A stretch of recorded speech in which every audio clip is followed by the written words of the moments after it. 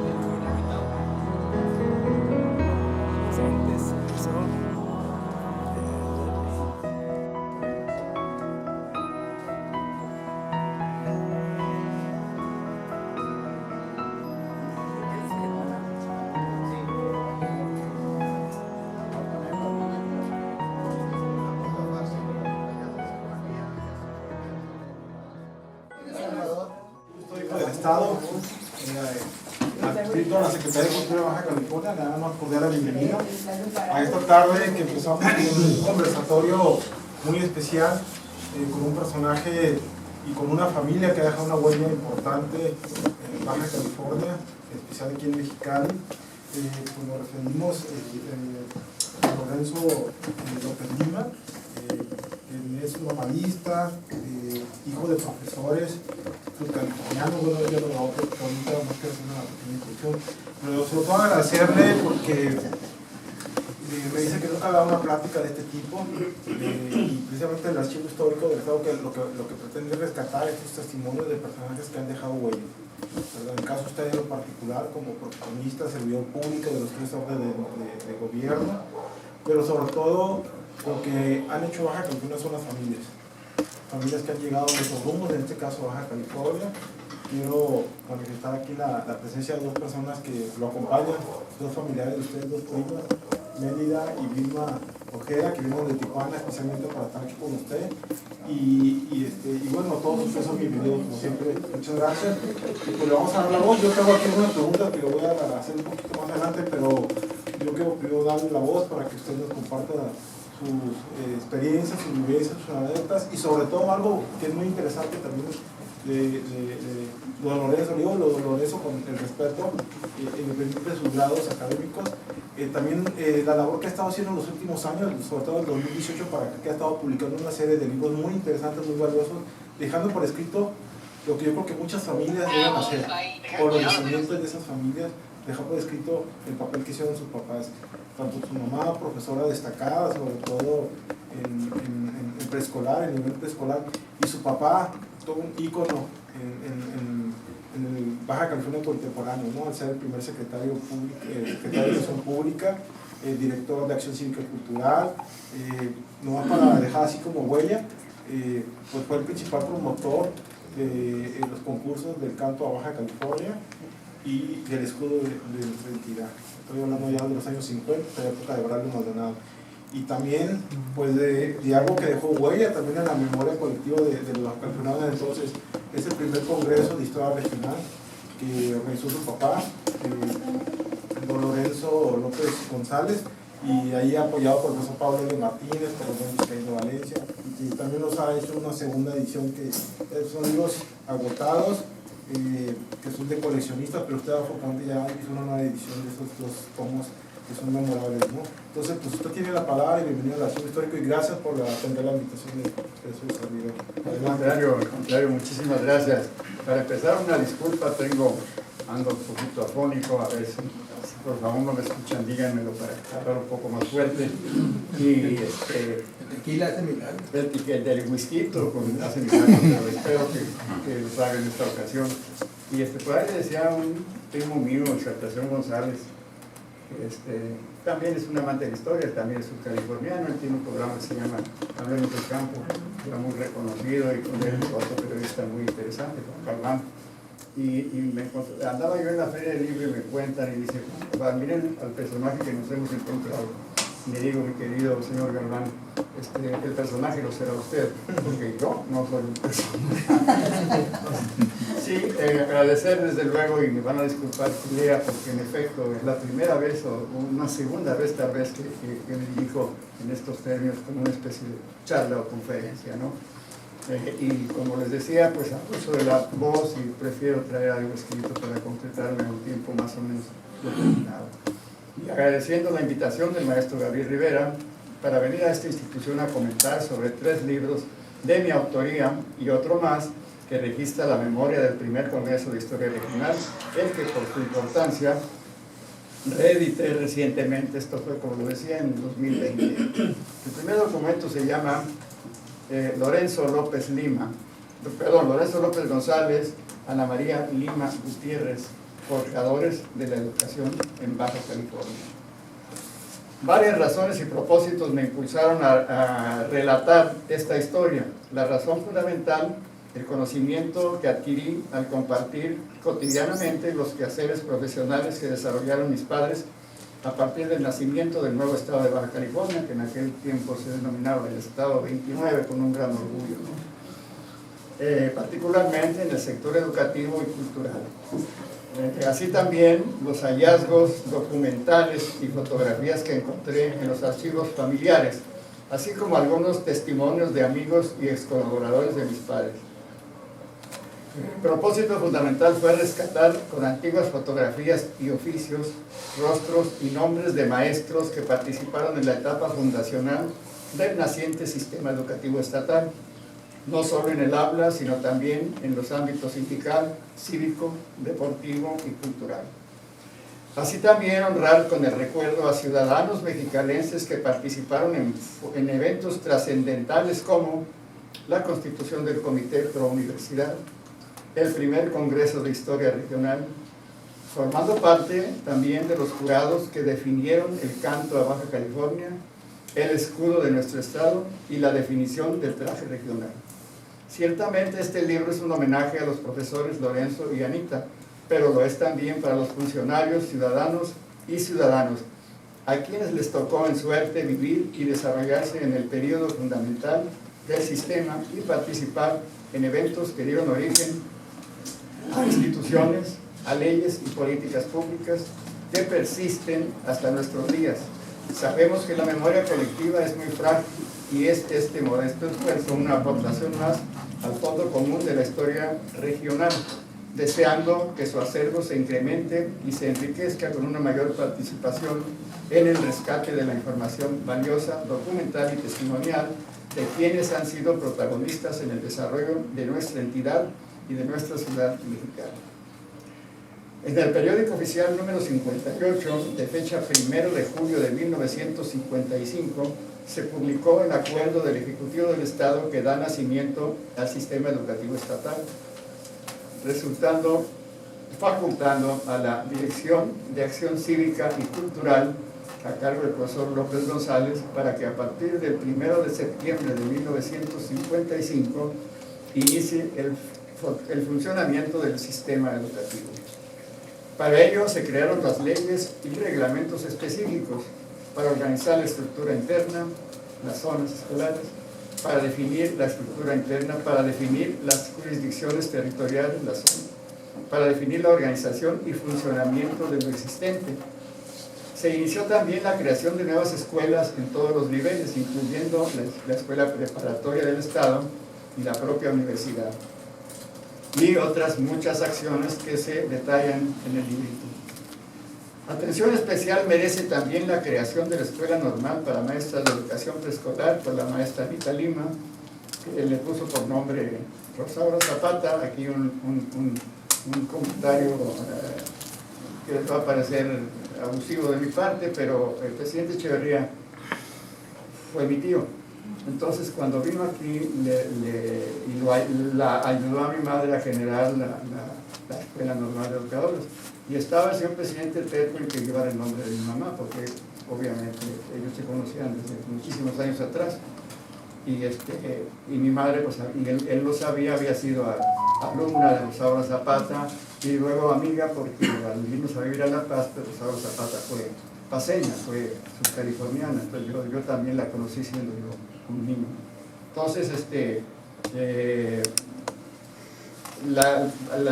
por eso lleva ese nombre la escuela normal Rosario Zapata, porque mi madre no aceptó poner ella su nombre. El último capítulo de este libro presenta evidencias documentales de la fundación del sistema. Como yo quise siempre ser literato y nunca lo logré, porque mi cerebro se echó a perder. Trabajé 50 años en el sector público, en los 3 niveles de gobierno, como lo comentaron también, y lo único que aprendí y manejé esos 50 años fueron tarjetas informativas en resumen.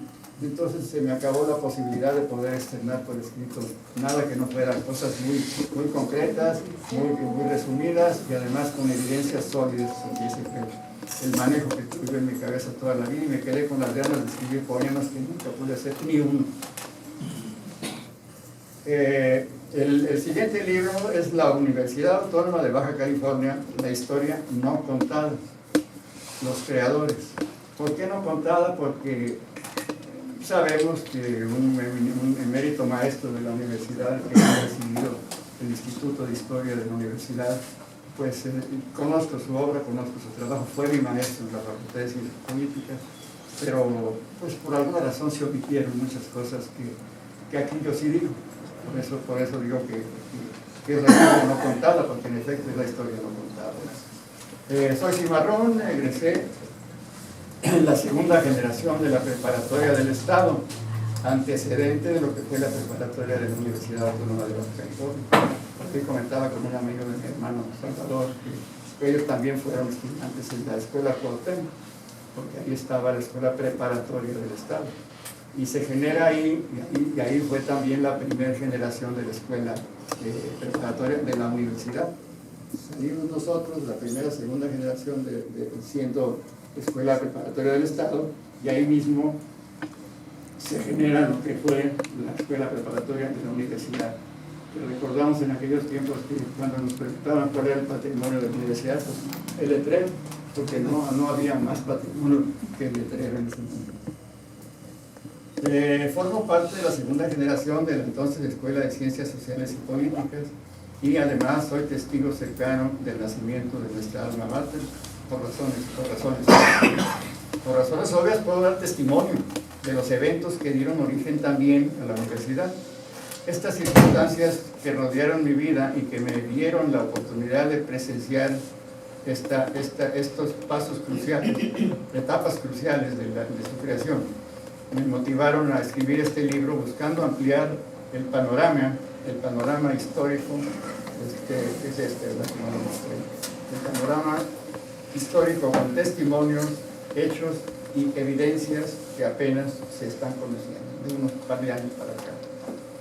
Mi intención es resaltar la inaplazable necesidad de reconocer como forjadores de la Universidad a Braulio Maldonado, que la decretó por primera vez, así como valorar la participación de Lorenzo López, que fue el operador para que esto surgiera, y obviamente por el cargo que en aquel momento tenía, así como valorar en su justa dimensión a los primeros 6 líderes de la Federación de Estudiantes Universitarios bajacalifornianos, la entonces célebre FEU, evidenciando los actos y trascendentales decisiones que les tocó vivir. Por eso este libro se concentra en la recopilación de vivencias personales expresadas como testimonios del tiempo fundacional de la universidad. Para enriquecer este libro, invité a compañeros y a dirigentes de la Federación que fueron protagonistas y pioneros, hombres y mujeres que soñaron, planearon y fueron forjadores de nuestra universidad como una institución progresista. A pesar de que en esa época fuerzas reaccionarias pretendían una institución pasiva con decisiones de autoridades locales y de la propia institución que con frecuencia se oponían a los intereses de los estudiantes, se incluyeron en este documento una gran cantidad de evidencias documentales que incluso no tiene la propia universidad de su origen. La OBC nace el 12 de julio de 1957 a las 17 horas en la ciudad de Tecate, en cumplimiento del decreto correspondiente. Ese día, el profesor López González, representante del Ejecutivo, para promover la integración del Comité Pro Universidad, rinde su informe de resultados ante el gobernador y 3 presidentes municipales, el de Tecate, Ensenada y no recuerdo, el de Tijuana. Sobre la creación del comité, me da mucha pena decirlo, pero yo estuve ahí. Pues sí, no es cosa de que se hagan cálculos de años, porque me van a pesar sobre la espalda. Sobre la creación del comité, en el último evento, en el mismo evento, a las 17:30 horas, se llevó a cabo la protesta e instalación del citado comité. Propietarios y suplentes, que fueron en total 86, que fueron seleccionados de los distintos sectores en el estado, agrícola, etcétera, etcétera, ¿no? Todos los sectores. Firmándose en ese acto la comisión, formándose en ese acto la comisión ejecutiva del mismo comité, presidida por el profesor López González. El 5 de agosto, el profesor emite el oficio número 1, en el que se comunica al Ejecutivo la designación del cuerpo director del Comité Estatal, presidido por el licenciado José Guadalupe González Cordero, ensenadense, que fue en realidad quien fungió como primer rector. Hizo actos que tenían la función de rectoría en ese momento, ¿no? Ha quedado como segundo de a bordo en el comité Santos Silva Cota, que fue con la muerte de González Cordero, que yo haber sido el primer rector formal, pues ya no pudo, ¿verdad? Y le tocó a Santos Silva Cota. Antes de continuar sobre este mismo libro, podría yo hacer algunos comentarios breves. En aquel momento había un hombre muy acaudalado en Tijuana, que hacía pan de barra, que empezó a hacer pan de barra antes de la Bimbo, y tenía muchos centavos. Este hombre, el señor González Príncipe, estaba muy vinculado con quien generó la Universidad Famosa de Puebla, una universidad muy conservadora, para los términos que están en boga ahorita, ¿no?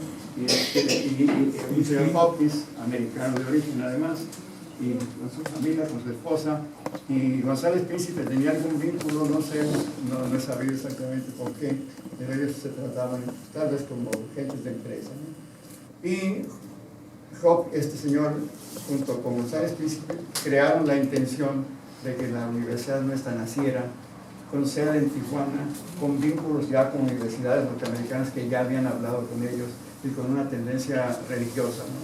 Entonces, al saber esto, el profesor Lorenzo López Mazón, masón, los 3 presidentes municipales de esa época masones, dicen, bueno, hay que tratar de que la universidad realmente nazca como un organismo libre, autónomo, con libertad, con autonomía, como debe ser, y si nace así, no se va a conseguir. Entonces, mi padre le tocó trabajar para que ese grupo de 86 personas fueran en su mayoría masones, y así se logró que se hiciera, ¿no?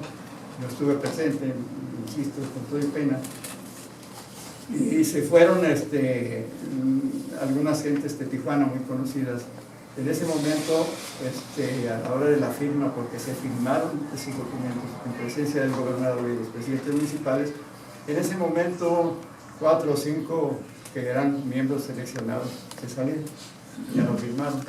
Y en el libro pueden ustedes ver el acta, y los que faltan estuvieron, pero no firmaron, no se quedaron a firmar. Finalmente nace una universidad, bueno, de alguna manera liberal, ¿no? en esos términos.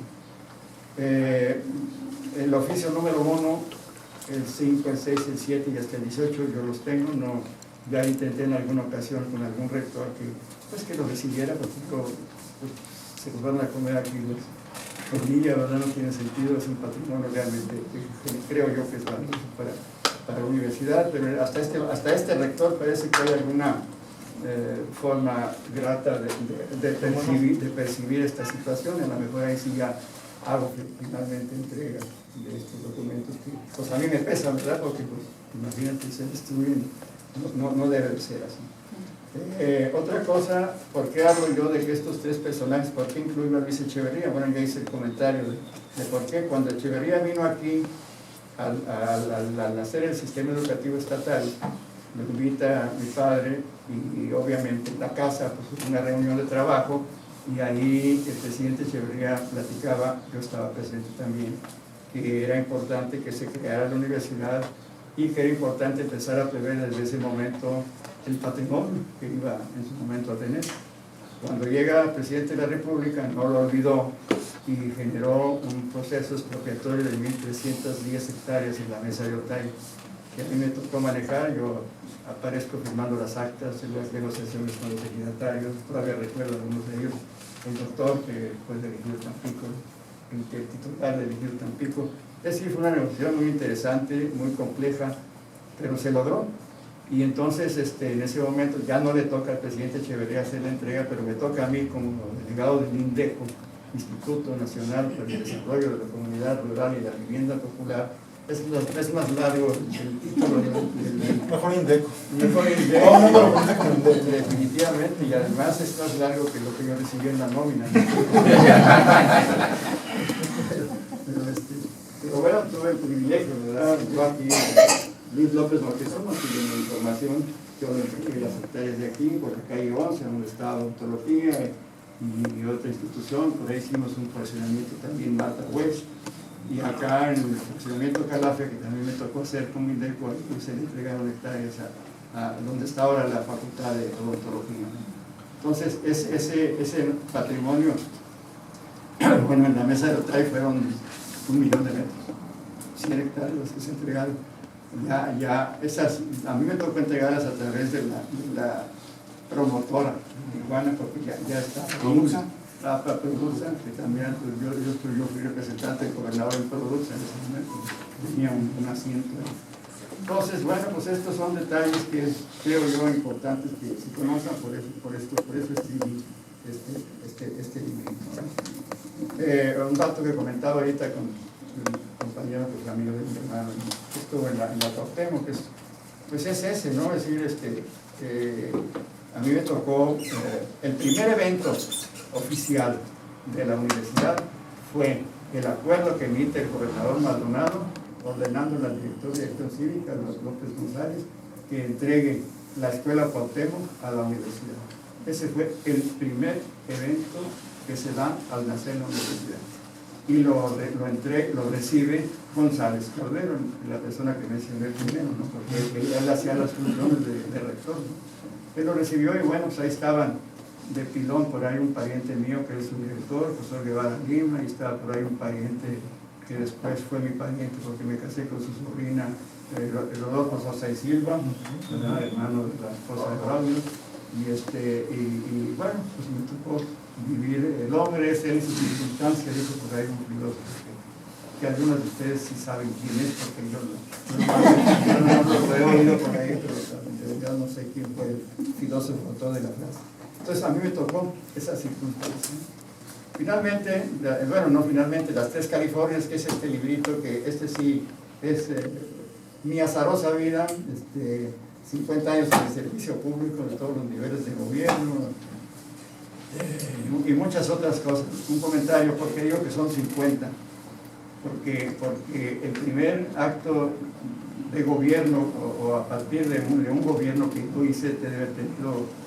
Yo llegué aquí en el 53, tenía yo 15 años, y un día caminando en el Palacio de Gobierno, que ahora es la rectoría, mi padre estaba en el ala de atrás, Raúl estaba donde ahora está el rector, y pues yo iba ahí y entraba como a mi casa, pues, porque entraba en la casa de gobierno también como a mi casa, ¿verdad?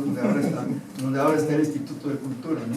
De la casa de gobernador, que por cierto, en algún momento encontraron algo, no sé qué sería en el sótano de esa casa, tal vez alguna tubería rota o algo, y tuvieron que salirse de ahí, y le prestó una casa, un señor ranchero que tenía una tienda de abarrotes y de carnes acá por la Chinesca, que ahorita no me andaba siempre a caballo. Pues Martínez.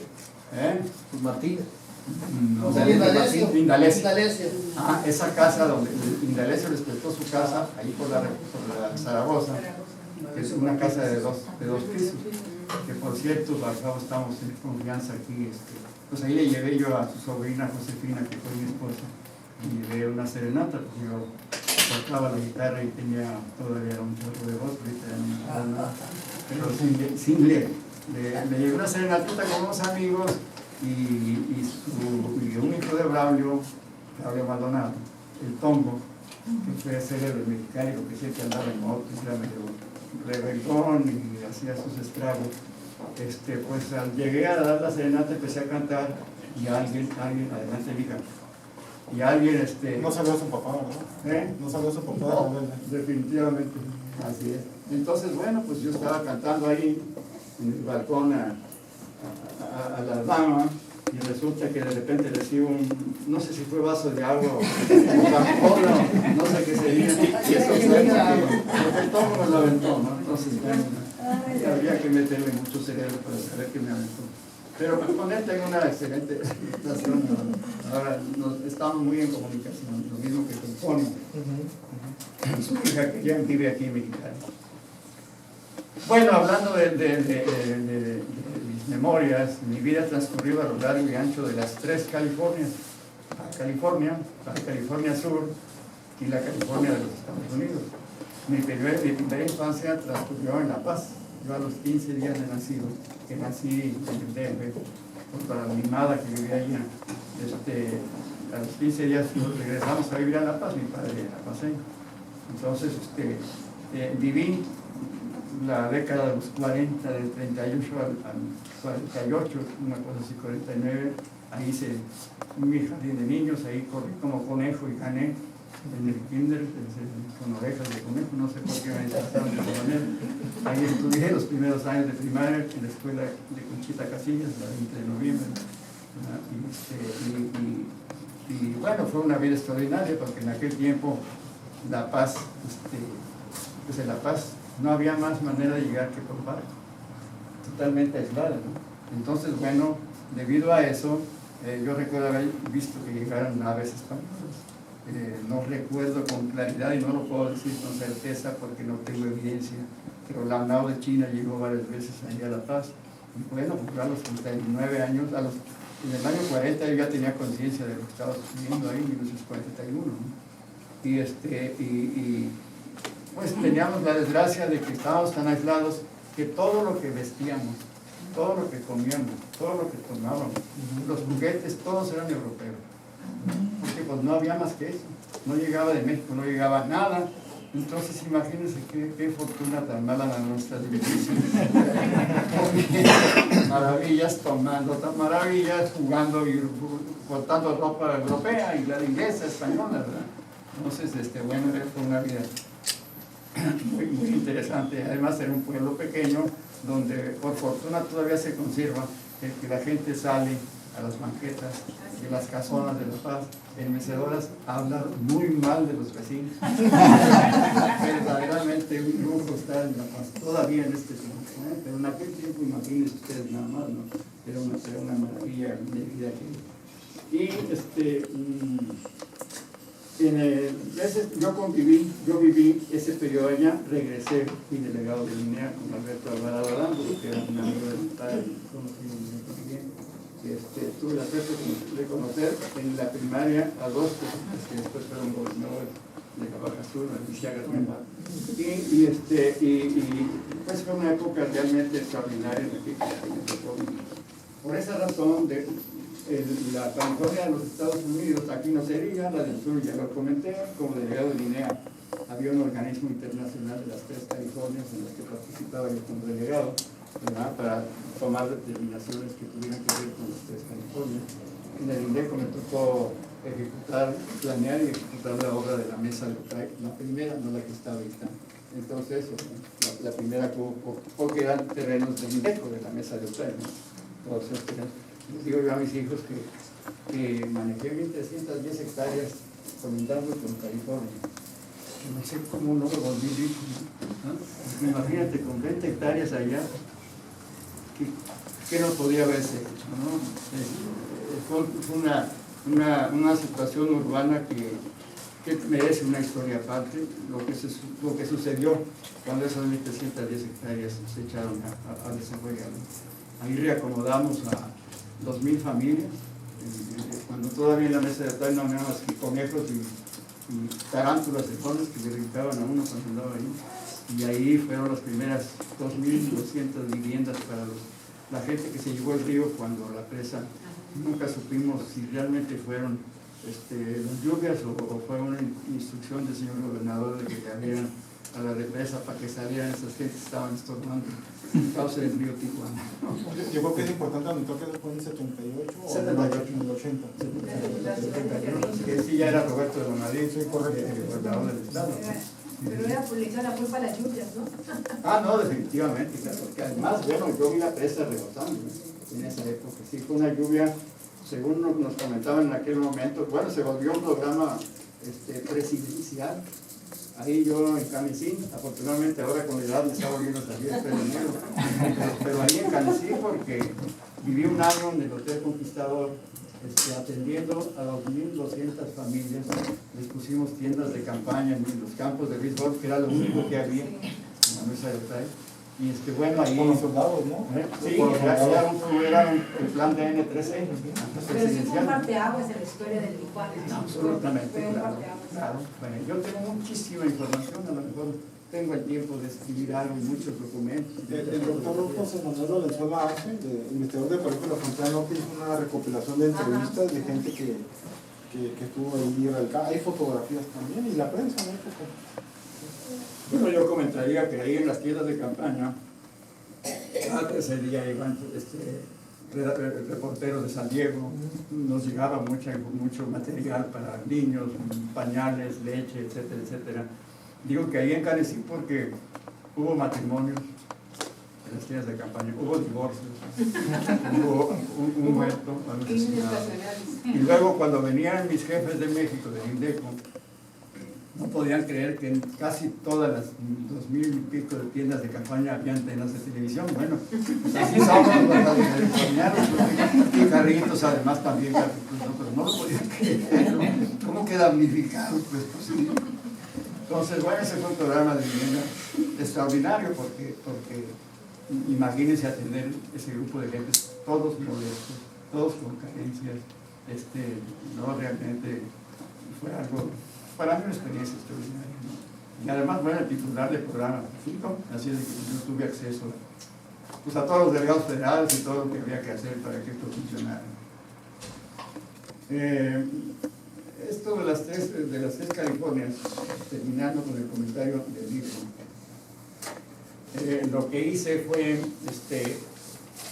en este libro mencionar dos proyectos interesantes. Uno de ellos, que se llama Tres Californias, que está que se refiere a que en algún momento, ustedes lo saben, hubo el Tratado de Maastricht que generó la Unión Europea. Entonces digo yo, bueno, ¿por qué no hay un documento o un acuerdo más o menos de esta naturaleza que genere la unión de las tres Californias? Al menos de manera administrativa. Sería uno de los puntos más poderosos económicamente del mundo, si se juntaran las tres Californias. Y además el Golfo de California, ¿verdad? Que eso es un patrimonio extraordinario. Esto no quiere decir que pierda la soberanía México, ¿no? Ninguno de los países participantes. Digo que en este caso sería nada más el estado de California. Pues unirse con California es como unirse con un estado europeo, ¿verdad? Porque es de las economías más grandes del mundo, ¿no? Entonces, bueno, es una de las locuras que a mí se me ocurrió incluir en este libro, pero llegó a mayores porque le mandé un oficio a secretario de Relaciones Exteriores que no me contestó porque le había dicho este señor anda mal, ¿no? Pero se lo mandé a Marcelo Ebrard. Yo tengo un vínculo muy cercano con él, un amigo mío, y mandé oficios a los dos, al gobernador de California y al Congreso, a Sacramento, ¿no? Y están publicados ahí. Pero bueno, esto es por eso decía yo que hablaba de mi azarosa vida y de las ideas, y a lo mejor por la edad estoy yo pensando en estas cosas, de verdad no sé, pero bueno, por lo menos es una aportación, aunque sea no muy grata, no muy interesante, pero bueno. Y la otra es la idea, que esa sí es muy conocida, que se denomina ahora Tres Mares, que mi hermano Francisco ha estado participando con el mexicano.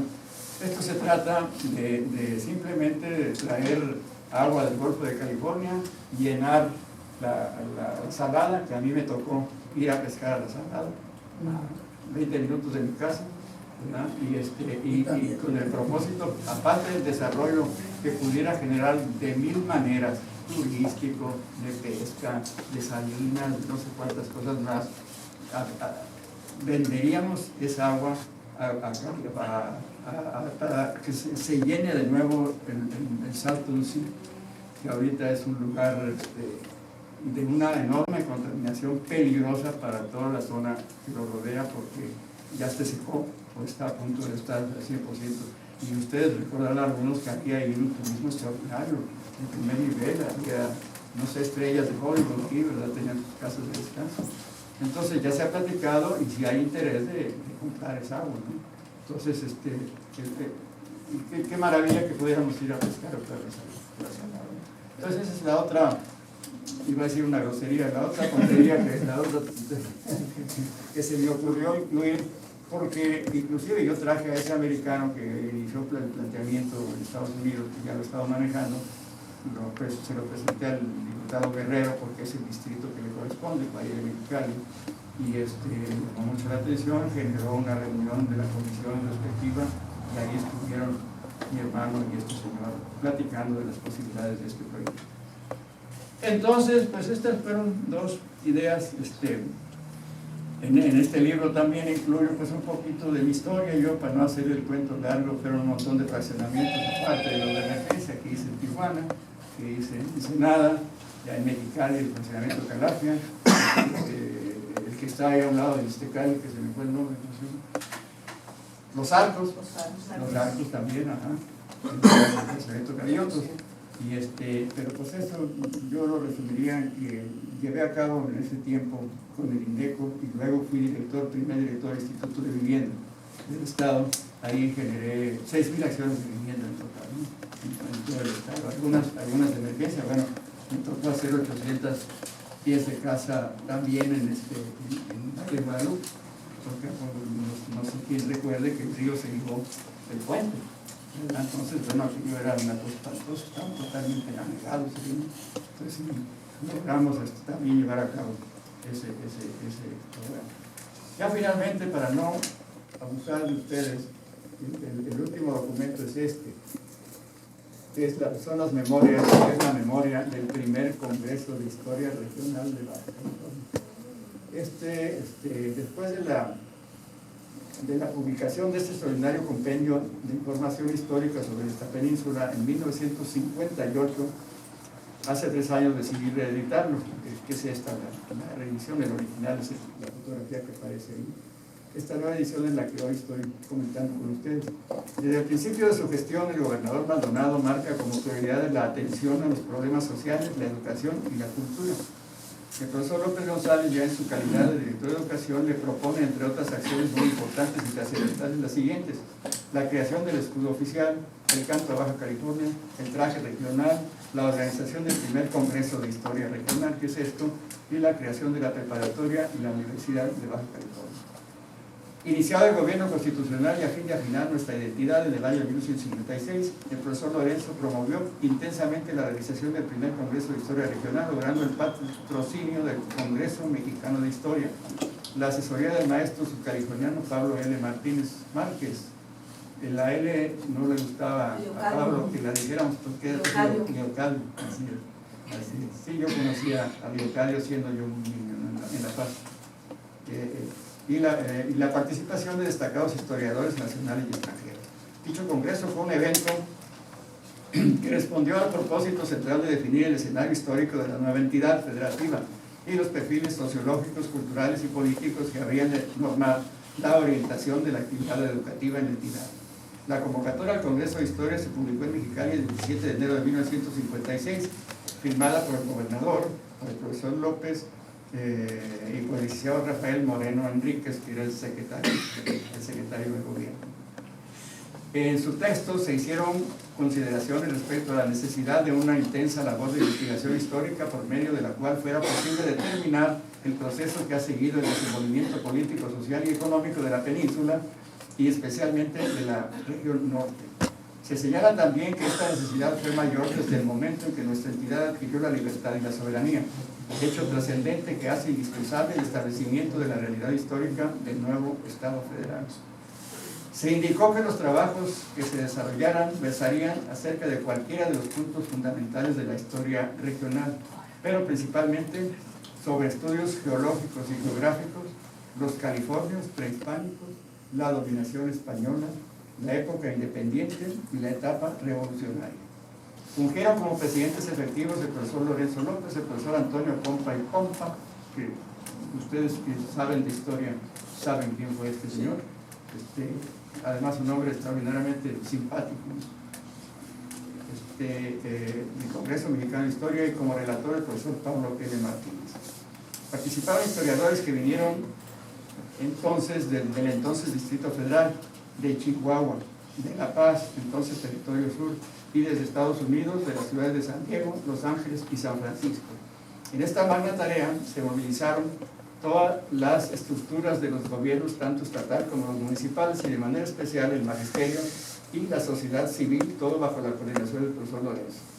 Se crearon varias comisiones, entre las que destaca la de cooperación económica, en la que participaron mexicaneses distinguidos como don Joaquín Ramírez, que era el dueño de Pepsi-Cola, padre de quien después fue presidente municipal de Mexicali, los ingenieros Manuel Fogrio Carrasco y Eligio Esquivel Méndez, los ingenieros Manuel Fogrio Carrasco y Eligio Esquivel Méndez, así como los presidentes municipales, el primero, Rodolfo Escamilla Soto, de Mexicali, Eufrasio Santana, de Tecate, también primer presidente municipal, el doctor Gustavo Banel Vallejo, de Tijuana, y David Ojeda Ochoa, de Ensenada, los cuatro primeros presidentes municipales de esos municipios.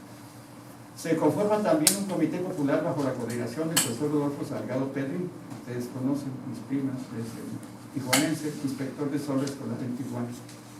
Del magisterio estatal fue muy significativa la participación de los maestros José Guadalupe Aguirre Tamayo, Joel de la Peña Hernández, América Oropesa Mesa, Salvador Jiménez Gómez, Consuelo Figueroa, Jesús Lamadrid, José Cruz Palacios, Aurora Jiménez de Palacios, que ella fue la responsable de la atención a las esposas de los visitantes y primer mujer diputada al Congreso de la Unión. Con la presencia de representantes de los tres poderes se lleva a cabo la inauguración en el Salón de Actos de la Escuela Presidente Miguel Alemán en Mexicali.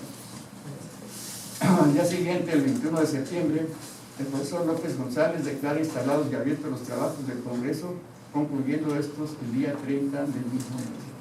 Los resultados de la intensa jornada de trabajo fueron impresionantes en cuanto a su calidad y cantidad.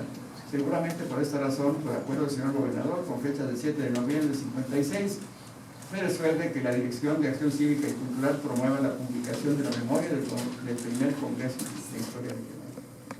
Atendiendo a esta instrucción y casi de manera inmediata, con el apoyo de don Agustín Velázquez Chávez, presidente del Consejo de Administración de la Financiera del Noroeste, se publican los dos tomos en que está dividida esta memoria, la que por cierto fue limitada, siendo actualmente casi imposible de localizar los 2 ejemplares que la conforman.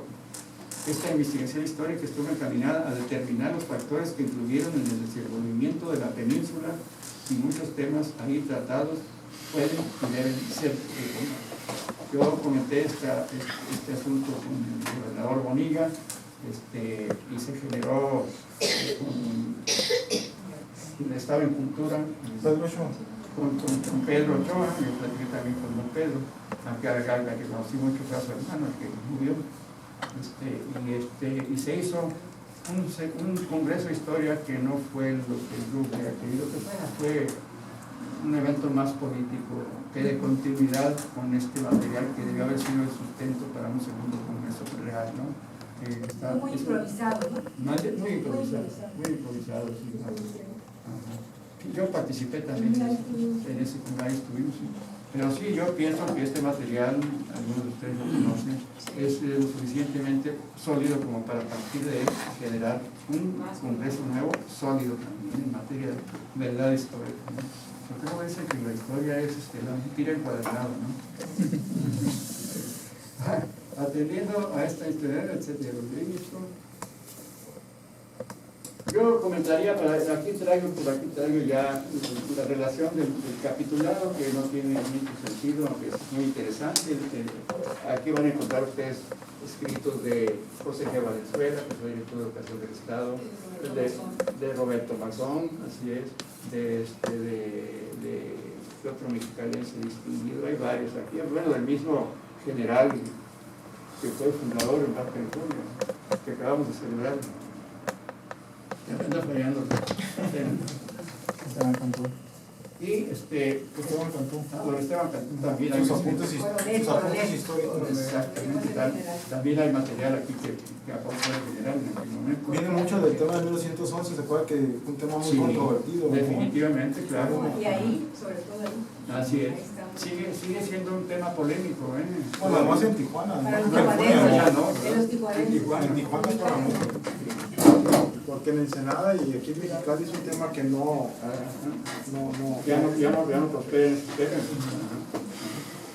Y yo tuve la fortuna a propósito del tema de tratar mucho a don Pablo L. Martínez. Por ahí tengo un escrito que hice sobre cuando lo conocí y era muy tímido don Pablo, ¿eh? Precisamente, era terrible. yo creo que una segunda ¿En qué parte. sentido? Yo creo que. Muy querido. Bueno, pues. Así de pillo. ¿Tuvo hijos? No, O sea, no será pillo. yo sepa, no. Pero Yo sepa, pues, la verdad. ¿Por qué no nos platica algunos retratos De don Pablo. de su perspectiva de algunos personajes históricos de Baja California? Empecemos con don Pablo. Yo tengo una lista aquí que me gustaría que nos narrara. Okay. Porque usted era niño joven y tuvo una percepción interesante, ¿no? Porque siempre acompañaba a su papá y a su mamá. Pero platíquenos cómo era don Pablo de Martínez. Ahora soy un joven niño. A ver, ¿cómo era don Pablo de Martínez? Don Pablo L. Martínez era un hombre muy platicador, muy agradable en su trato, dominó perfectamente, raro siendo de ranchos californiano el inglés, a la perfección dominó. Él vivió y estudió e investigó mucha información a los Pablo de las universidades de otro lado. Hay un libro que no he logrado conseguir, que es una especie de información familiar, la guía que no he podido encontrar en ningún lado porque es un libro extraordinario, porque ahí pues ahí cualquier californiano puede encontrar sus orígenes, así es un libro extraordinario, que escribió muchas cosas muy interesantes. En La Paz era muy enamorado y tuvo alguna vez una novia. Se puede decir, nadie lo está viendo. Estamos en familia. Haga de cuenta que estamos en Las Vegas. No, pues hay que entusiasmo. Ya nos emocionó ver. Yo lo recuerdo, muy inteligente, muy culto, era de la zona de allá de Los Cabos, muy playero, también muy pata salada. Y yo lo seguí viendo después, lo traté. Bueno, hay algo que sí puedo comentar, ya no tanto de esas aventuras que tuve en La Paz, que una de las... No nos vamos a ir hasta que nos una de las novias lo cortó y hizo un escándalo. Se puso nada más un traje de baño, se amarró en un burro, se anduvo paseando por las calles de La Paz, dando su desconsuelo porque la novia no volvía a ser. Y un hombre tan serio y que nosotros vemos que fue pues, el relator del Congreso, pero entre otras muchas cosas, ¿no? Y sí, era realmente muy serio. Vivió casi siempre, a pesar de ello, ya de grande vivió solo en México. Coincidía yo iba a comer a veces cuando me llegaba tiempo la mesada, en algún tiempo estuve, digo yo que estudiando, pero no fue cierto. ¿Ibas a la escuela? Iba a la escuela, no. Íbamos a comer al Oreo, por la Alameda, y a otro restaurancito que está no recuerdo exactamente la calle, pero también ahí en el primer cuadro de la ciudad, y coincidía mucho con él y platicábamos mucho. Un hombre muy interesante, de una enorme cultura, y escribió un montón de cosas. Los últimos años vivía en México solo, por eso comíamos en ese restaurante, y a veces me invitaba, a veces me invitaba yo, pero un personaje, el organismo similar en Baja California Sur lleva el nombre de Pablo L. Martínez. Aquí hay algo que no sé si ustedes que saben de historia conocen. El profesor Lorenzo genera un organismo, le propone al gobernador Xicoténcatl Leiva, le propone crear un organismo para la historia, pero que dependa del gobierno. O sea, se creó y se llamó Francisco Dueñas, fue el primero. La propuesta la hace Lorenzo López, y luego ya después mi padre y el doctor Dueñas ya no se pudieron volver a hablar porque le ganó el tiro el doctor y se quedó presidiendo la propuesta de Lorenzo López, ¿no? Pero bueno, ahí a veces me mandaba a mí de intermediario para platicar con nosotros. Veías que fui maestro también de la preparatoria. Entonces sí, la vida de Pablo fue extraordinaria, muy bella grande, está en los hombres ilustres y campeón de la paz. Pero no tan grande. No fue muy Tenía grande. 70. Sí, por ahí andaba, arriba de los 70.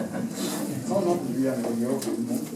Sí, no, definitivamente. Lo que pasa es que en La Paz hay la leyenda, o no sé si es realidad, de que la gente vive de 100 años para arriba, ¿no?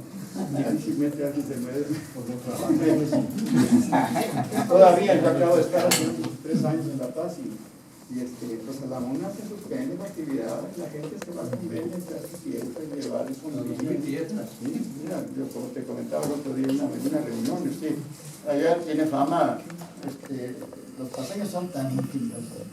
Claro, ¿no? Pues llegan a uno y cuenta, se da uno, no, que los chilangos, no, los paseños se olvidan.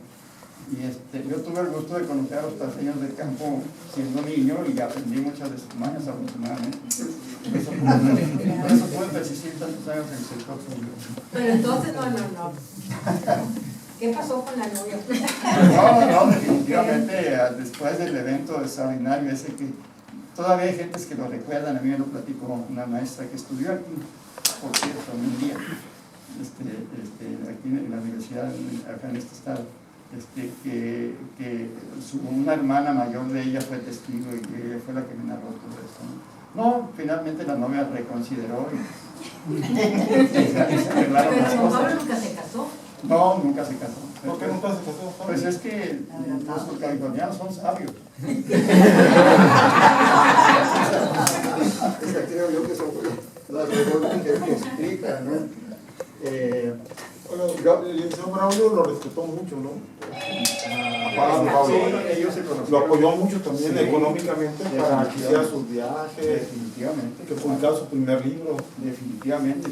Braulio, es decir, ¿quién trajo a Pablo a Mexicali? Lorenzo. Eran ellos muy amigos, ¿verdad? Cuando llega Lorenzo aquí, yo he dicho alguna vez, fui a inaugurar un aula en la Normal de Educadores hace 3-4 años. Y me hicieron hablar, cosa que a mí no me agrada. Pero lo que sí dije, mis hijas están Alejandra, que me acompañan. Sí, no, Ana también.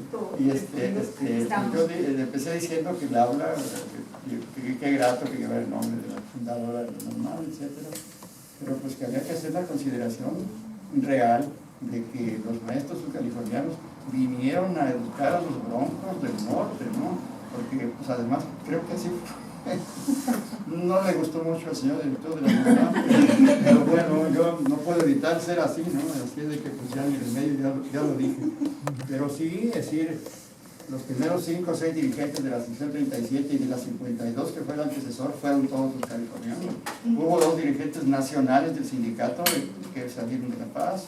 El personaje que fue representando al territorio sur de la Baja California cuando se formó el sindicato nacional se llamó Lorenzo López. Entonces el magisterio californiano es de una calidad extraordinaria. Y en aquel momento, bueno, pues se vienen de allá a dirigir el gobierno estos señores, pues se vino toda la gente del sur. Pero pues don Pablo tenía su mamá en Tijuana, ¿o no? ¿Es cierto? ¿Dónde? Don Pablo tenía su mamá en Tijuana. Yo no. Porque don Rubén Vizcaíno me contó eso. Sí, yo he escuchado eso, pero no me constó a mí, no supe. Pero eso fue como de los 60s. Sí, es probable que sí. Hay referencias que sí tenía su mamá en Es Tijuana, ya en probable. los 60s.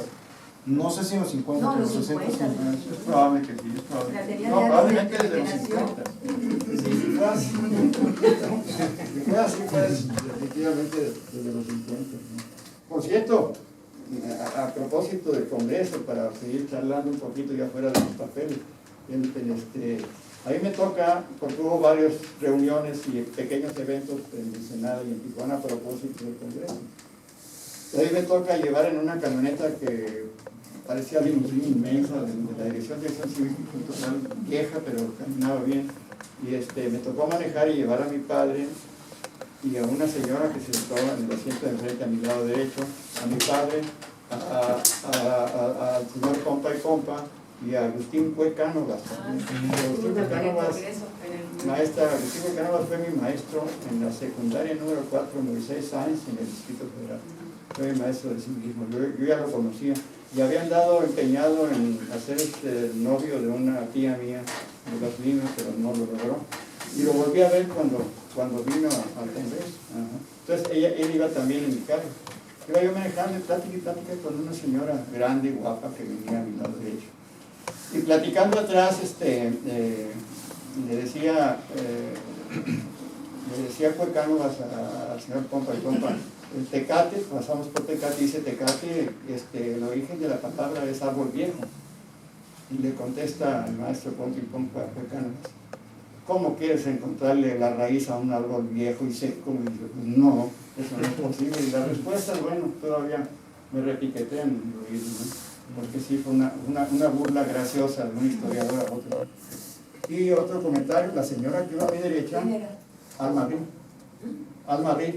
¿A poco? Era Alma Reed. El amor eterno de Felipe Carrillo Puerto, gobernador comunista de Yucatán. Que por cierto acaba de cumplir 100 años la canción. Sí, El año pasado. Peregrina. Era la peregrina con la que yo iba platicando. Y sí, definitivamente de ojos claros y divinos, porque esa es la canción. Se la mandó a hacer Carrillo Puerto porque se enamoraron profundamente. Se quedó Alma Reed a vivir allá con él y le mandó a hacer esa canción con Palmerín, Ricardo Palmerín, y no recuerdo la música de quién, pero sí. Entonces, bueno, ya cuando llegamos a Tijuana me bajo y me dice mi padre, oye, hijo, ¿sabes con quién vienes platicando? No, esa es Alma Reed. Y sí, era Alma Reed, efectivamente, ¿no? Pero bueno, los privilegios que da la vida, ¿no? ¿Cómo cuántos años tenía? Ahora había tenido ella, ella había tenido 60. Ella murió como en el 62, en el 60. sí, ha de haber tenido, yo calculo de lo que recuerdo, una mujer muy guapa, y muy bien arreglada, no sé, de 68, 70, 71, 65, por ahí.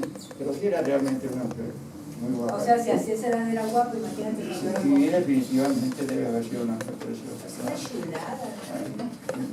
No, y la canción pues todavía, algunos la recordamos, yo me la echaba en la guitarra muy bien, pero pues ya no. La cantaba muy bonito, muy picada. Dice que nos platicaba un poquito sobre la labor que hizo su papá, promotor de acciones cívicas. Por ejemplo, aquí el día de... Fue la clausura cuando se inauguró el escudo de Baja California con la presencia de Braulio. ¿Fue la inauguración o en la clausura? En la clausura, en el cine Curto. Es correcto, paso. Ajá, en el cine Curto, ahí se clausuró el Congreso. En septiembre. Ajá, Sí, exacto. sí. Y ahí se cantó por primera vez el himno y ahí se expuso por primera vez el escudo. Ajá. Platíquenos el papel de su papá. Híjole, pues es Que que... fue fundamental tanto el escudo, Sí, el traje regional. El traje regional. La flor. La flor de Cucapá. Sí, porque la del sur es la flor de pitaya. Hubo por ahí un poquito de coincidencia en la ropa. Sí, no, definitivamente muy, pues qué puedo decir más de mi padre, lo que pasa es que ya luego me da pena, ¿no? Pero era un hombre con él y Braulio Maldonado, y me voy a meter en un terreno que a lo mejor no es conveniente, es un poco político. Ellos fueron de izquierda. Braulio creó el Partido Socialista de las Izquierdas a nivel nacional, lo dirigía en Baja California Sur. Mi padre lo lanzó como candidato a diputado por el territorio, diputado federal por el territorio, y en ese momento gobernaba el territorio por designación, como es en el caso de los territorios, el Gerardo García, ¿no? O era, híjole. ¿En Michoacán? No, es que no se puede decir. Es probable, tienes razón. Sí, él llegó después. Agustino García llegó un poquito después, el interior Agustino García. Y a lo mejor ahí traigo yo algo mejor. El caso es que se lo lanzan para diputado por ese grupo de izquierdas y el gobernador, que haya sido, se enchiló porque pues, dijo, no, yo no quiero comunistas aquí en Baja California Sur de ninguna manera. Y nos mandó un teniente, tocó la puerta, la abrió mi madre y el teniente dijo, familia López de González, tienen ustedes 24 horas para dejar la paz. Ya iba en un barquito el Biosca, que era de una empresa de Sinaloa que hacía zapatos y eran las suelas de los zapatos de Biosca, la marca Biosca. Y bueno, ahí lo único que yo puedo recordar es que nos amarraron a mi hermano Salvador, que me seguía y vi en las literas del barquito, era una cascarita, ¿no? Un barquito pequeño cargado de suelos, porque había una tenería en La Paz, ¿no? Y todavía, no, yo creo que ya no está, y ahí hacían esas fracciones de piel para las suelas Biosca o de hule, no sé. Y bueno, nos tocó una tormenta espantosa. Yo no me recuerdo haber estado volviendo el estómago las 24 horas que duró la travesía, ¿verdad? Amarrados. Ahí mi madre lavándose las manos ya casi al llegar, pero con el bamboloteo perdió su anillo de matrimonio, se le fue por un agujerito ahí, ya no pero lo volvimos a ver y pues ahí se agarró la dolencia. Ya estaba divorciado. Eran pillos todos. Es que Braulio les daba mal ejemplo.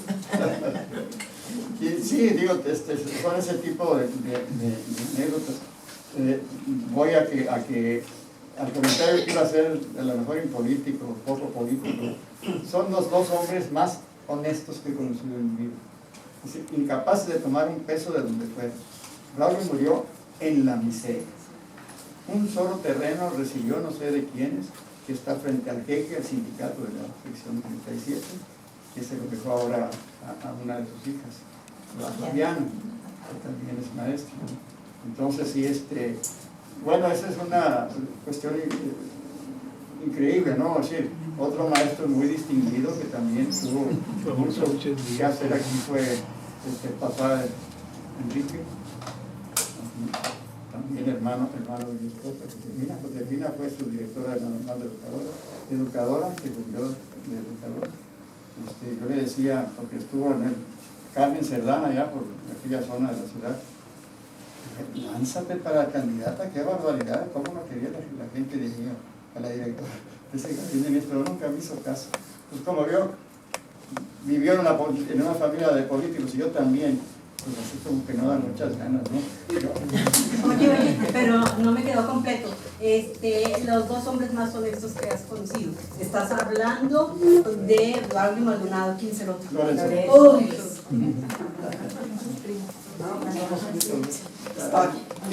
Y vaya, bueno, a mí me tocó, yo no quise ser político, yo fui administrador público, que es mi profesión. Yo me dediqué a la gobernanza, no a la política, ¿no? Y ahora veo que, qué confusiones, ¿no? Pero bueno, ese estaba un terreno velado para este tipo de reuniones con la política, ¿no? No se lleva con eso. Pues esos son los recuerdos que tengo. Mi padre, bueno, otro maestro, Charles Piña, profesor Charles Piña,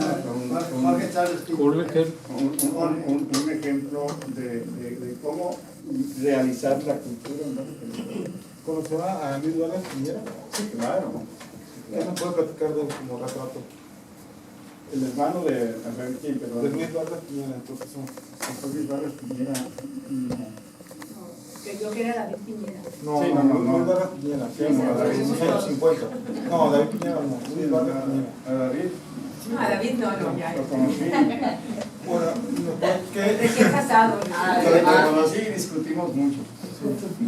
¿Qué retrato nos puede dar de Rubén Vizcaíno Valencia? Rubén Vizcaíno Valencia es una persona que también mi padre me incorporó al sistema de educación estatal.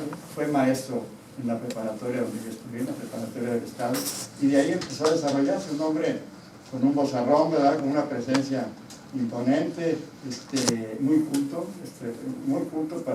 para la época, sobre todo. Bueno, pues aquí, imagínense, yo llegué a hacer la secundaria aquí, después de haber sido chilango, paseño y luego chilango, ¿verdad? Y chilango allá, los limas, vivía en las lomas, aquí era una cosa totalmente distinta, no era un rollo ahí.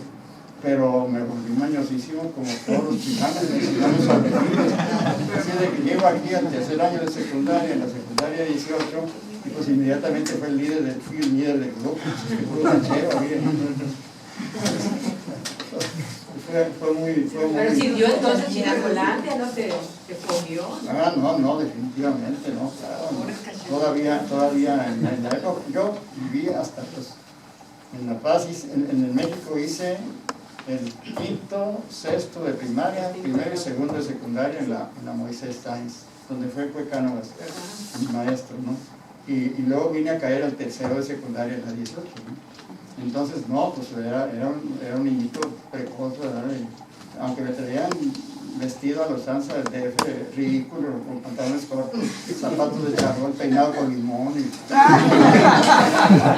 tremenda, ¿no? Pero bueno, finalmente las mañas sobresalieron sobre la gente aquí. Sobre ella, ese tipo de gente, ¿sabes? Un primo hermano de Norma Bustamante. La misma Norma, yo conocía a Norma, ya me metí en lo que me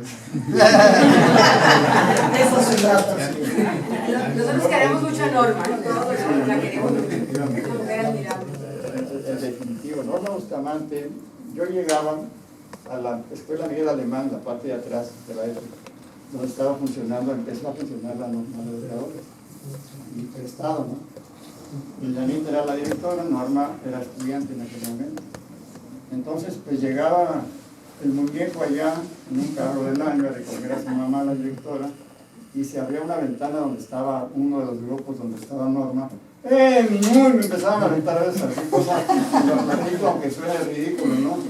Pero Normita ha tenido la oportunidad hace poco, pues, presentó un libro de Arturo López Correa, que es muy amigo, muy casi hermano, un libro muy interesante, ella ha escrito varios libros, particularmente sobre mexicanos, o desarrolladas las novelas de mexicanos. Y Norma fue la presentadora hace poquito, un par de meses. ¿No? Ganó el premio Peritus en poesía. Ganó el premio Peritus en poesía. La maestra Norma Bustamante. Sí, claro. No, pero además es estupenda poeta, es súper inteligente, tiene una memoria prodigiosa. Definitivamente. Yo tuve la oportunidad de que me presentara el primer libro, lo presentó ella, también en efecto, ¿no? En algún área por ahí. Pero entonces sí, en esta presentación del libro de Arturo López Correa, Norma la presentadora, empieza a hacer algunos comentarios y López Correa hace una referencia a mí porque él y yo hicimos el pacto de sangre, y lo recordó él ese día, de ser escritores literarios, cosa que él sí logró y yo no. Entonces se hizo el comentario, lo hizo López Correa y Norma en su participación empezó a contar mi historia, ¿no? No puedo decirles la vergüenza que pasé, ¿no? La de los besos. Llegaba el muñeco, dice. Mi querida maestra, imagínense el público, ¿no? Y ahí contó ya era la tercera vez que me lo hace, ahora como presidenta municipal. Le digo, si vuelves a hacer, te voy a pedir chamba. Entonces, bueno, ustedes ven que mi vida fue privilegiada, ¿no? Es decir, me tocó vivir unas circunstancias desde que nací, ahí en Don Salvador Lima. Bueno, hay 3 jardines de niños, uno en Tijuana, o 2 en Tijuana y uno aquí, que llevan el nombre de mi abuelo.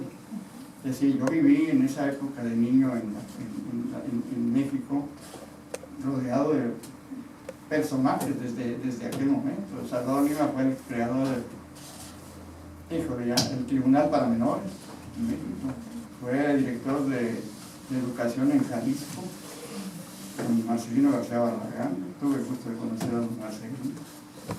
Secretario de la Defensa. ¿Qué es esto? Secretario de la Defensa. ¿Había libros en su casa?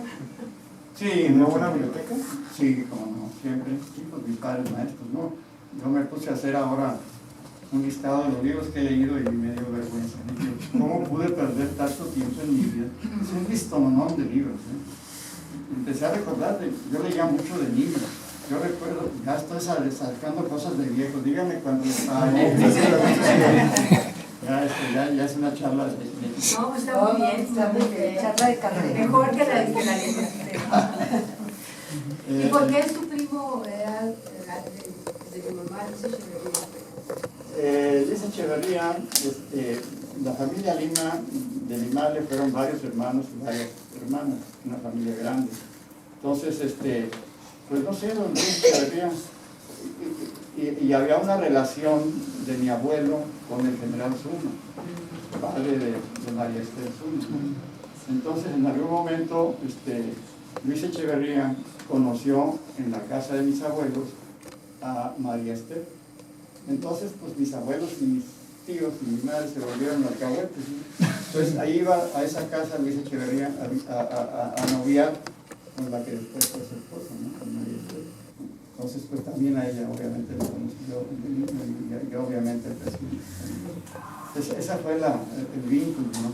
Pues todos esos vínculos, y hablando de esa serie de vínculos que la vida me dio como privilegio, bueno, yo conocí, traté mucho a quien de alguna manera es un vínculo parentesco lejano, pero al general uno, ¿no? Por la misma razón, ¿no? Una de sus hijas se casa con un tío mío, una hermana de mi madre. Entonces conocí al general en su casa en México, tenía casa en México. Conocí al general Lazarcárdenas, porque en Cuernavaca, la familia de uno de mis tíos, que tuvo mucha fortuna, que fue el director de lo que fue el antecedente del ISSSTE, que era la Dirección de Pensiones Civiles y de Retiro, estaba enfrente del Monumento a la Revolución. Ahí se generó un vínculo, y mi tío, que se casó con una hermana de María Esther Zuno, con Rebeca Zumolina, mi tía directa, Rebeca Zumolina. Entonces, pues ellos sí eran del Alto, ¿no? Entonces tuvieron una casa muy bonita en Cuernavaca, y ahí mi tía, que pues era California, de los Zuno de Jalisco, puso cruzando la calle una escuelita para los niños humildes de la zona, pudieran comer y pudieran estudiar, y todas esas historias, ¿no? Entonces se llamó Escuela Primaria Amate Amarillo, porque había un árbol que era de amate, ¿no? Entonces, la corteza lo usaban los aztecas para escribir y dibujar sus cosas, la corteza del amate amarillo. Y bueno, esos privilegios son realmente... iba a don Lázaro Cárdenas, ¿por qué? Cruzando la otra calle, del otro lado de la casa, vivía el general Damaso, hermano de don Lázaro. Entonces tenían una casona y una albercota, y la casa de vicios había otra albercota, y ya nos cruzábamos los primos de unos y otros, y ahí conocí yo también, siendo niño al general. Pero además, la escuela donde estaban los niños humildes de la zona, allí, entre otras actividades, hacían jalea real, porque tenía mi tía animalitos y gallinitas, conejos, y tenía abejas, y fabricaban jalea real, y el general Cárdenas tomaba jalea real. En aquel tiempo decían que era lo que dicen ahora de otras muchas cosas que son maravillosas y que restablecen no sé cuántas historias y no sé qué más, ¿no? Entonces así fue. Entonces yo me iba cada 15 días solo en un transporte que le llamaban turismo, que eran unos carros largos allí en México, que muy seguros. Yo iba chiquillo solo a Cuernavaca, me dejaban en la puerta, y me regresaba, y en algunos momentos no hubo manera de que el general tuviera sus medicamentos. Entonces mi tía me decía, hijo, llévale al general frascos de jalea real, ¿no? En la colonia, en San Ángel, vivía en aquel momento el general. Y bueno, ahí me recibió 3 veces el general en persona, pues le daban los palmaditos de cacao. Y la última vez se lo entregué y me invitó un refresco o algo, la esposa, en la mano, ¿no? Entonces, bueno, esa serie de privilegios son realmente de película. No los platico más que ahorita aquí, porque van a decir, si yo está loco, usted enfermo. Pero eso debería de quedar testimonio escrito, porque eso es bien importante. Pues algunas cosas medio las menciono, porque... Gabriel, al entrevistado. Si quiere abrimos un espacio para si alguien tiene Por alguna favor, si no, pregunta. ya a usted les dije. Seguimos platicando. Si alguien tiene alguna duda, adelante. Preguntas y respuestas. Don Javier, adelante, don Javier. Para felicitarlo. A mí me trajo muchos recuerdos lo que dijo de cuando la presa Rodríguez. Yo tengo varios periódicos que hablan de eso, con fotografías y todo. Porque a nosotros se nos destruyó un establo, en sociedad con otras gentes, ¿no? Los mismos de la lechera ideal teníamos un establo en el Valle de Las Palmas y se nos destruyó. Eran tan altas productoras las vacas que las ordeñábamos 3 veces al día. Y como no había vías de comunicación, mi hermano y el principal accionista, don Pancho Amezcua, llegaron en helicóptero. Y las vacas las pudimos traer hasta casi el mes. Entonces todas se echaron a perder, todas las vacas, las que se alcanzaron a salvar. Y entonces ahí decían que el único autorizado para desfogar la presa es el gobernador. Entonces estaba tan llena la presa que tenían miedo que tronara. Entonces cuando ya el gobernador Roberto de la Madrid dio la orden de desfogarla, pero cuando la aventaron supuestamente iba a palmar, pero como nunca la habían desfogado, pues había casas construidas. Y entonces el agua se desvió y así llegó al Testarazo, y del Testarazo llegó al Valle de Las Palmas. Y fueron, no recuerdo si fueron 3 o 4 ríos en las instalaciones y destruyó todo. Sí, definitivamente, porque también pasó en Francisco Zarco y pasó en Ensenada. Ahí también en Las Lomitas construimos pies de casa, porque también en Ensenada sucedió, para el rumbo de San Quintín también. Hasta allá llegó. Sí, sí. Y el único establo que se destruyó fue otros estaban más en alto y no les pasó nada. ¿Y cuántas vacas perdieron? No te sé decir, porque fueron más de 1000, pero de esas 1000, unas se pudieron rescatar, pero al rastro, no para la ordeña, porque mientras echábamos a volar otra vez aquí, hacer un establo, en varios socios pusimos nuestras instalaciones en nuestros establos, aquí en Mexicali, y teníamos divididas las vacas, darles de comer y todo, a tratar de curarlas, no ordeñarlas, nomás a tratar de sacarle la mastitis. Entonces rentamos el rancho Roa, los corrales y el establo. Y entonces lo rentamos, pero no, había que meterle dinero. Y entonces los socios se desilusionaron y dijeron, no, mejor que se vendan. Así.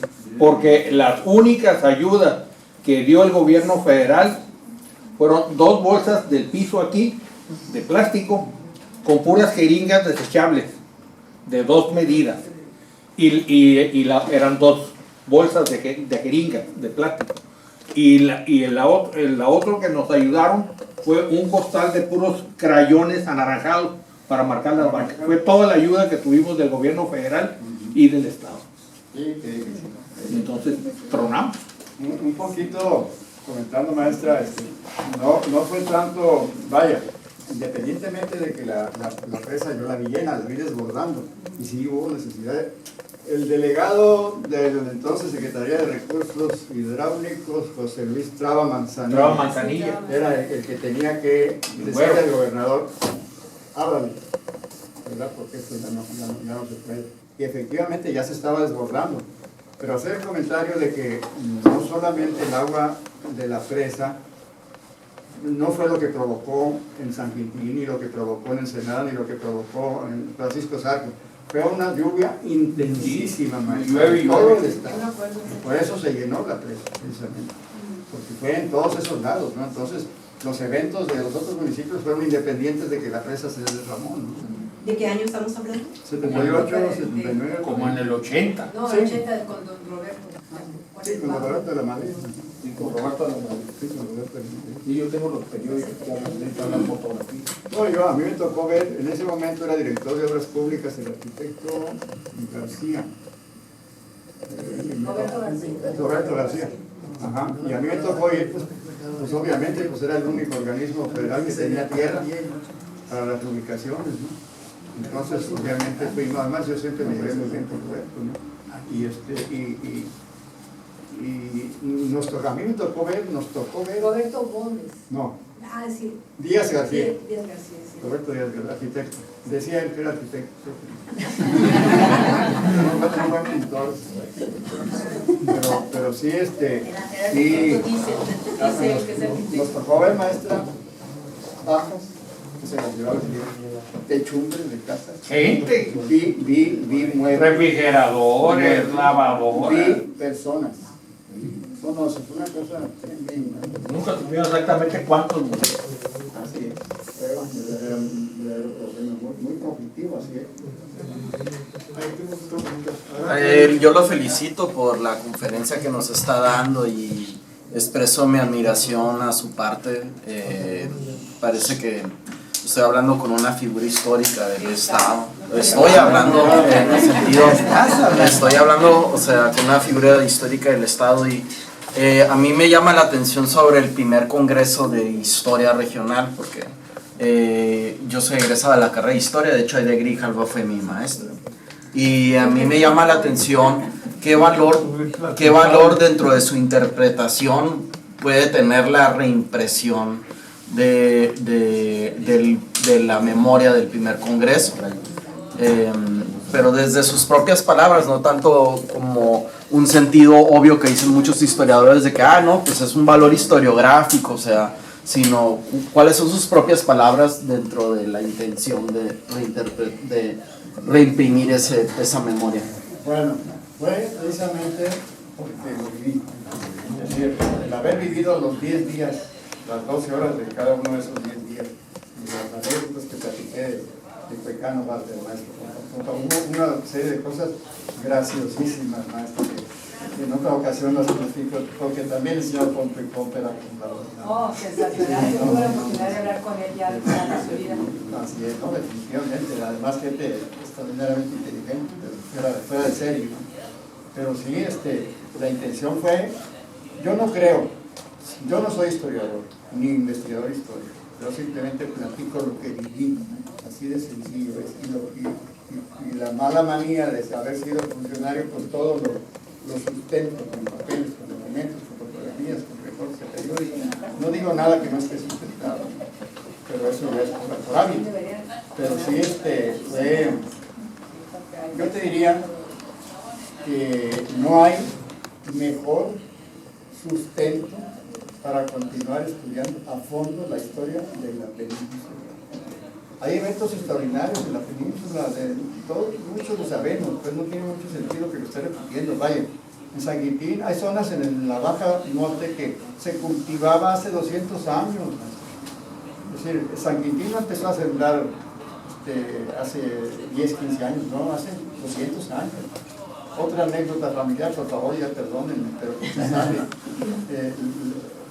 una prima de mi padre, Clarita López, era la que tenía el hotel en San Quintín que se llamaba el Old Lin, el viejo molino, porque aquí hay un molino que los franceses hacían pan o alguna cosa de esa naturaleza. Entonces, bueno, doña Clarita López, yo creo que ustedes oyeron hablar de Clarita López, era como todos los López, como la fregaban. Sino había al señor que ya sabemos ese pero Clarita era una mujer, yo la conocí ya grande, vivía en Ensenada, iba y venía a su hotel, y un día mi padre me dice, pues toma el carro y búscate un par de amigos y váyanse con Clarita, tía, ya a estar un mes. Sí, y efectivamente fuimos, no, pero doña Clarita era como las películas del viejo una señora invisible, bravísima, de pistola. No. Un día nos utilizaba a mí y a mis amigos pobrecillos de secundaria para ir a agarrar víboras de cascabel hasta que llenábamos una cubeta. No sé qué haría con los cascabeles o no sé qué haría doña Clarita, ¿no? Pero un día salimos a un pobladito caserío pequeño cerca de San Quintín. Y me llamó mucho la atención que a mí llegando empecé a oír a la gente murmurar, ahí viene Clarita López como si estuviera en mundo. Pues es parte de esto, pero yo no creo que haya un mejor sustento esto para que tenga interés en conocer esta información es extraordinaria para conocer el desarrollo de la península, como península, ¿no? Es decir, eso que comento, pues, desde hace muchísimos años hay siembras en esas zonas. En las circunstancias de la paz que vivió aislada tantos años, todo lo que ahí sucedió, 3 o 4 de los piratas más famosos del mundo recalaban en La Paz. Por eso el núcleo que sopla el verano en La Paz se llama Cromwell, porque deriva de Cromwell, ¿no? Uno de los piratas que iba ahí a abastecerse de agua y de comida. Y además, bueno, allá todo el mundo dice que hay tesoros escondidos a los desgraciados. Me tocó de niño ver que llegaban a la puerta a tocar con vasijas y vender. Mi madre compró un bonche de medallas españolas de plata de mayo mexicano, porque llegaban gentes a decirme, me encontré esto y el efecto, Hubo un periodo, o al menos en esa época de los 70, que sí había hallazgos de esa naturaleza, ¿no? Porque fueron ese pirata y otros 3 muy famosos los que asentaron sus reales, ¿no? Entonces, pues sí, algo quedó ahí. Uno de esos piratas es John Cavendish. Cavendish. Correcto, sí. Y hay otros 2 famosísimos, Sí, hay que conocer la fama. Todavía puede haber encontrado, todavía podemos encontrarse gente de esa naturaleza, ¿no? Que te buscan para, bueno, vendían perlas en montones. Llegaban a vender ahí morranguitas que decían, ¿no? Peritas chiquitas en montones. Se las vendían así, las vendían calidades. Porque además ahí, bueno, ahí hubo, perdón. Quería comentar otra cosa del Valle de Las Palmas. El negocio tenía 2 pozos que le costó a la empresa hacer 2 pozos de agua. Entonces el gobierno nos dijo, o siembran, eran 40 hectáreas para sembrar, o siembran o sacan las vacas. Entonces nomás van a tener un pozo y el otro pozo se lo tienen que dar a la población. Pues lo tuvimos que hacer. Pero mi pregunta es, ¿cómo es que está llegando más gente y abren más negocios si no hay agua? Sí, como dices, ese es un tema muy complejo, ¿no? Siempre habrá la alternativa del salar. Me tocó conocer a un señor, como que fue político, que hizo unas instalaciones preciosas y hasta presumían lo que había gastado y todo. Pero ¿cómo? Si no hay agua. Sí, efectivamente. La Paz tiene ese problema. Baja California Sur. En general. En general. Así es. Yo quisiera agregar algo. A propósito de lo que comentó Odiseo. Resulta que a propósito que están diciendo de lo de la memoria, tuve la oportunidad de entrevistar a Antonio un poquito antes de que muriera. Era un hombre prácticamente centenario porque nació en el siglo XX. Y él me contó que este congreso, ellos llevaban a cabo periódicamente congresos. Ese fue uno más de la serie de congresos que ellos llevaban a cabo.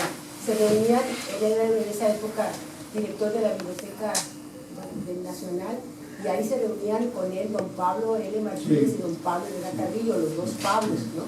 Y además todas las demás personalidades que participaron, que vinieron de fuera, que participaron en el congreso. Entonces ellos ya habían realizado de La Paz en diferentes lugares, eran geólogos, geógrafos, historiadores, etcétera, no nada más. Pero eso es interesante, ese congreso y esas memorias que registran, ¿no? No nada más las ponencias, sino los comentarios, la participación del público. Entonces él nos contó cómo fueron y le propusieron precisamente a través de don Pablo Martínez a Braulio Maldonado que fuera una de las sedes de su congreso que realizaban periódicamente cada 2 o 3 años, ahorita no me acuerdo bien, pero creo que eran periódicamente lo realizaban. Y sí me contó pues precisamente el tema que causaba mucha controversia, que era sobre el famoso el asunto de los Flores Pavón, que es claro, bastante delicado porque había mucha controversia en el Pero sí, a propósito, para completar lo que Odiseo refirió. Odiseo anda ya tú estás aquí. Claro, te fue para allá. ¿Alguien más tiene una pregunta? Adelante, Bueno, yo nada más comentarle que el profesor Charles Piña, exactamente aquí en la esquina está su busto. Está un busto porque él fue fundador de la Escuela Estatal de Bellas Artes. Y Rubén Vizcaíno Valencia, yo lo conocí también en 1988, porque fui a un congreso de literatura, no sé, esos que organizaban en el Secut, y ahí estaba el Mundo Lizarre, que es de La Paz, es muy conflictivo, ¿no? Pero muy especial, ¿no? Y aparte quiero invitarlos al Cineclub. Bueno, Sonora va a ser la que vamos a pasar este martes. Preciosa, Espero que les guste y preciosa. Con Joaquín Cosío. Preciosa. Sí. Muy buena, ya la vi. Bueno. Esa se la sugirió Gabriel Rivera. Muy buena. Pero, muy bien, muy buena. Gracias. Pues si gusta, con eso terminamos. Sí, Le muy agradecemos bien. mucho. Un aplauso. Muchas gracias.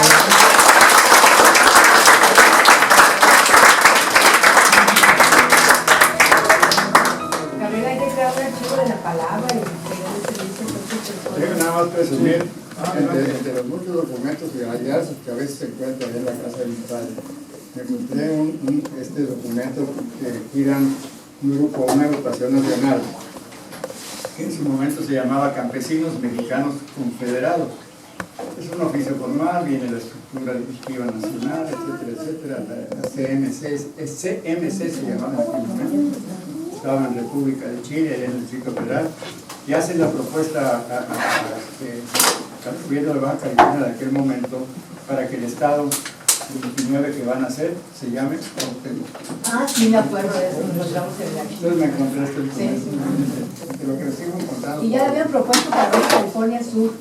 Ya lo Ya le habían ¿Aquí para allá? Sí. Hay que se queden ahí. Por favor, recuerdo, así que no se mueva. Hay que Nos debe otra charla, de anécdotas, nos debe muy padre. Yo se los mando así. La otra historia no contada. La otra historia no Es contada. la sabrosa, la otra es la bonita, la canción. La de las fechas y los nombres. Comento que esta información se la acabo de dar al rector. Entonces le llamó mucho la atención Y ahí estaban. y seguramente en algún momento estaré en la escuela de historia. ¿Quién? No sé cómo se llama la nueva directora. De la Kelly. La directora de la reportera, sí, sí, Sí, es que vamos a ¿Qué es de Sonora? Con Lorenzo. Sí, güey.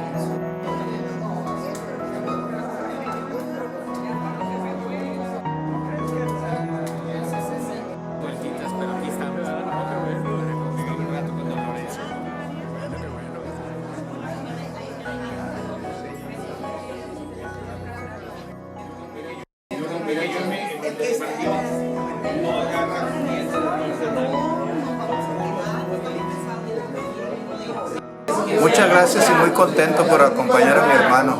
Es una anécdota viviente y me gustó mucho cómo fue platicando e incluyendo al público. Yo estoy muy orgulloso de mi hermano y muy feliz de estar aquí. Gracias. Dios, hermanitas. hermanita, cómo no. Gracias. Papá. Yo primero. Felicidades. Acá primero el mío.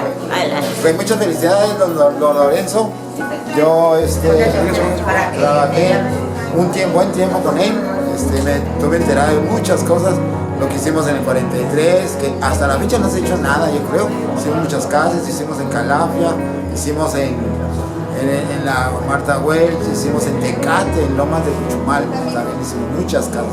Así es que tengo también historia de Lorenzo, lo felicito, tiene muy buena memoria todavía, a sus 85 años, es una felicidad contar con él todavía.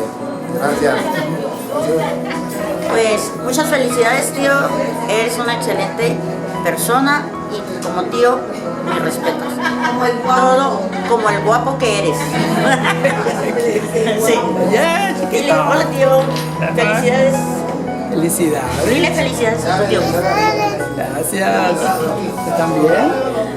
Felicidades, tío, que gracias a usted me entero de muchas cosas que han ocurrido aquí en la ciudad y de la vida de él. Le estoy contando que yo fui compañero de un hermano de él hace 66 años en la secundaria, 18, cuando, no en la 18, en la normal que estuve en la escuela Cuauhtémoc, hace 66 años, y fuimos amigos en esa época. Pero hace 66 años yo tenía la ilusión de reencontrarme con Salvador, el hermano de él, para revivir esa época de los maestros. Uno de los que mencionaron fue la profesora América Oropesa, uno de los tantos maestros, y ya me dijo que podía fallecer hace 2 años. ¿Cómo me hubiera gustado reencontrarme con él? Porque fuimos amigos en la secundaria. Este hombre, toda una enciclopedia y la retentiva que tiene, la retentiva que tiene este hombre, los anécdotas, aparte de los libros. Oye, al final no le compraron, no nos ofrecieron libros, ¿verdad? Se le pasó, pero no. Qué bárbaro. Buenas tardes, no, pues que me pareció muy interesante la plática y la charla. Qué grosero. Estuvo lleno Es que voy a ir a comer a un restaurante. Es una de las tantas que me ha gustado. Se acaba de egresar. Muchas gracias. Bueno, no egresamos. Felicidades, papi, eres un excelente hombre, un excelente narrador y un excelente papá, te amo.